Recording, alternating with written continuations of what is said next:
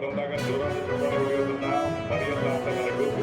ಊರಿನ ಜನತೆ ಸೂರ್ಯ ವೈಶಾಲ್ಯದವರು ಕ್ರೀಡಾ ಜ್ಯೋತಿಯನ್ನ ಹಸ್ತಾಂತರ ಮಾಡಿ ನಂತರ ಅದಕ್ಕೆ ಮರೆಯಲಾದಂತಹ ಕ್ಷಣ. ಎಲ್ಲ ಕ್ರೀಡಾಪಟುಗಳು ಮಾಡಲಾಗಿದೆ.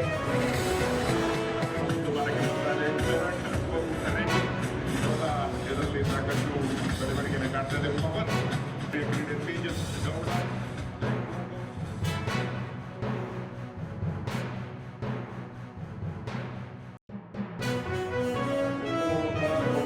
ಕೆಲಸವನ್ನ ಮಾಡುತ್ತದೆ. ಈಗಾಗಲೇ ಡಾಕ್ಟರ್ ಪರಮೇಶ್ವರ್ ಅವರು ಹೇಳಿದಂತೆ ಪೊಲೀಸ್ ಇಲಾಖೆಯಲ್ಲಿ ಕಾನ್ಸ್ಟೇಬಲ್ ಇಂದ ಡಿವೈಎಸ್ಪಿಯವರಿಗೆ 3% ರಿಸರ್ವೇಶನ್ ಅನ್ನ ಇಟ್ಟಿದ್ದೇವೆ ಅಂತಕ್ಕಂಥ ಮಾತುಗಳನ್ನ ಹೇಳಲಿಕ್ಕೆ ಬಯಸ್ತಾ ಇದ್ದೇವೆ. ಅಷ್ಟೇ ಅಲ್ಲ, ನಮ್ಮ ಸರ್ಕಾರ ಒಂದು ಹೆಜ್ಜೆ ಮುಂದೆ ಹೋಗಿ ಒಲಿಂಪಿಕ್ಸ್ ನಲ್ಲಿ ಪದಕ ಗೆದ್ರೆ 6 ಕೋಟಿ, ಬೆಳ್ಳಿ ಗೆದ್ರೆ 4 ಕೋಟಿ, ಮತ್ತೆ ಕಂಚು ಗೆದ್ರೆ 3 ಕೋಟಿ. ನೀವೆಲ್ಲರೂ ಕೂಡ ಒಲಿಂಪಿಕ್ ಅನ್ನ ಗುರಿ ಇಟ್ಕೊಂಡು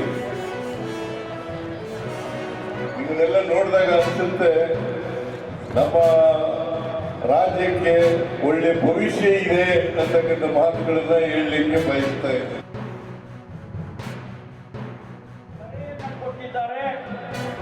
ಈ ಕ್ರೀಡಾಕೂಟವನ್ನ ಅದಕ್ಕಾಗಿ ಮುಡುಪಾಗಿ ಇಡ್ತಾ ಇದ್ದೇವೆ.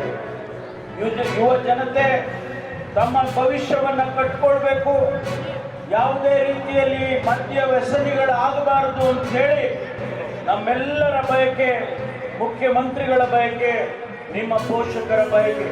ಅದಕ್ಕಾಗಿ ಈ ಕ್ರೀಡಾಕೂಟವನ್ನ ನಾವು ಅದಕ್ಕಾಗಿ ಮೀಸಲಿಟ್ಟಿದ್ದೇವೆ ಎನ್ನುವಂತ ಮಾತನ್ನು ಈ ಸಂದರ್ಭದಲ್ಲಿ ಹೇಳೋದಕ್ಕೆ ಬಯಸ್ತೇನೆ.